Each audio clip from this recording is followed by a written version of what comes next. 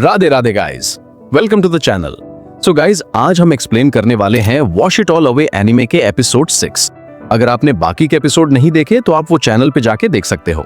तो चलो let's get started. So episode की शुरुआत में हम किन्मे को देखते हैं, जो कि एक बहुत बड़े हॉट स्प्रिंग में आई थी कपड़े डिलीवर करने के लिए। वहाँ वो एक लेडी को कपड़े डिलीवर करती है और वो दोनों बात करते हैं। लेडी किन्मे की तारीफ करती है कि किन्मे क्लीनिंग काफी अच्छे से कर लेती है और इस हॉट स्प्रिंग की ओनर भी किन्मे की क्लीनिंग से काफी खुश है। किन्मे मुस्कुराते हुए थैंक यू बोलती है। फिर वो लेडी किन्मे को हॉट स्प्रिंग में नहाने के लिए इन्विटेशन देती है और बोलती है कि रूफ पर एक हॉट स्प्रिंग है जो कि अभी खाली पड़ा है, तुम चाहो तो वहाँ आराम से नहा सकती हो। किन्मे काफी खुश होती है और वो काफी थक भी चुकी थी, सो वो हाँ बोल देती है। फिर किन्मे अच्छे से नहा लेती है। नहाते वक्त वो फेस्टिवल के बारे में सोच रही थी जहाँ उसे काफी मजा आया था, और वो ये भी सोच रही होती है कि जब वो सीढ़ियों से गिरने वाली थी तब क्यों ने उसे बचाया था। वो अंदर ही अंदर काफी खुश होती है। फिर नहाने के बाद किन्मे उस लेडी के पास जाती है। जाकर वो बोलती है कि ऐसे काम करते समय नहाने के लिए वो माफी चाहती है। वो लेडी बोलती है कोई बात नहीं, सब कुछ ठीक है, और वो किन्मे से बोलती है कि उसके पास किन्मे के लिए एक काम है जो कि किसी गेस्ट से रिलेटेड नहीं है, बल्कि एक पुरानी डॉल को क्लीन करने का काम है। ये डॉल उस लेडी की डॉटर की है जो कि अभी काफी पुरानी और गंदी हो चुकी है, और उसने कभी इसे ठीक कराने के बारे में सोचा नहीं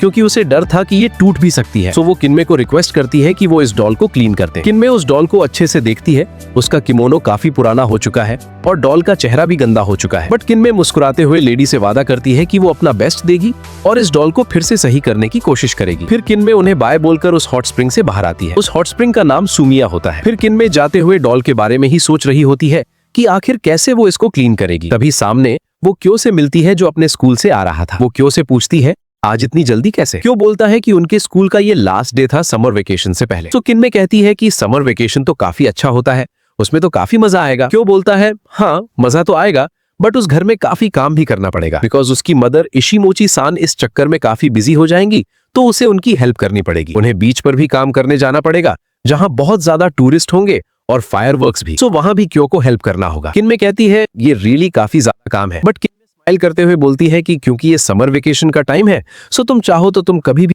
शॉप पर उससे मिलने आ सकते हो। फिर क्यो शर्माते हुए हाँ करता है। फिर वो आगे बढ़ जाता है। जाते हुए वो भी उसी मोमेंट के बारे में सोच रहा था जिस टाइम किन्मे क्यो के ऊपर गिर गई थी। उसके बाद हम किन्मे को उसके शॉप पे देखते हैं जहां वो डॉल को क्लीन करने के बारे में सोच रही थी।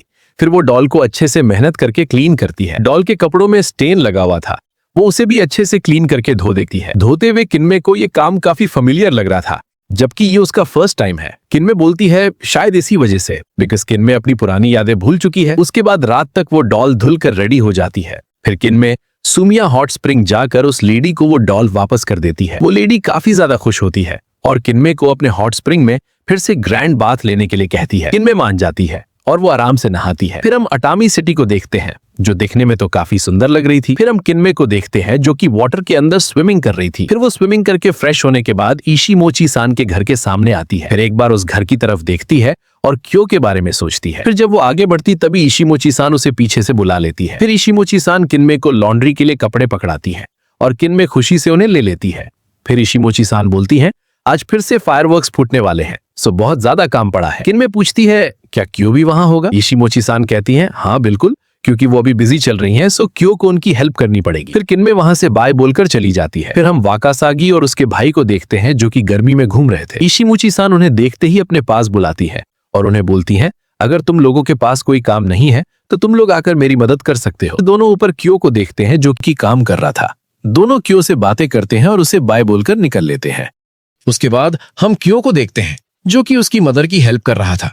फिर हम किन्मे को भी देखते हैं जो कि अपना डेली का काम कर रही थी।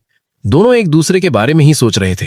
फिर रात को किन्मे उसके दोस्त के साथ डिनर करने जाती है और वो डिनर करते हुए काफी टेंशन में लग रही थी। सो उसके दोस्त ने उससे पूछ लिया कि वो इतनी टेंशन में क्यों है। किन्मे उसे बोलती है कि फेस्टिवल के दिन जब वो नीचे गिर रही थी तब क्यो ने उसकी हेल्प करी थी, तब एक्सीडेंटली उन दोनों ने किस कर लिया था।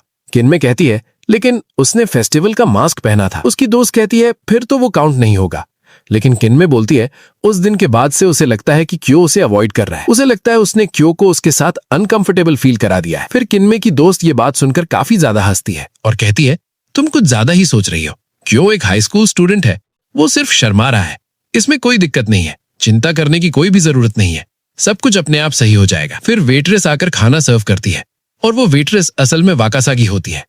किन्मे उसे देखते ही पहचान लेती है और घबरा जाती है कि कहीं उसने सब कुछ सुन तो नहीं लिया। वाकासागी बताती है कि वो यहाँ पर पार्ट टाइम जॉब करती है और लकीली उसने कुछ भी नहीं सुना। फिर किन्मे का टेंशन थोड़ा हल्का होता है। फिर बाहर से फायर क्रैकर्स फूटने की आवाज आती है। उसकी दोस्त यागारा चैन उसे अपने साथ बाहर चलने को बोलती है। फिर दोनों बाहर आते हैं और फायरवर्क्स फेस्टिवल स्टार्ट होता है, जो कि दिखने में सचमुच काफी सुंदर लग रहा था। फिर हम सिटी के बाकी लोगों को भी देखते हैं, जो कि फायरवर्क्स को देखकर काफी एंजॉय कर रहे थे।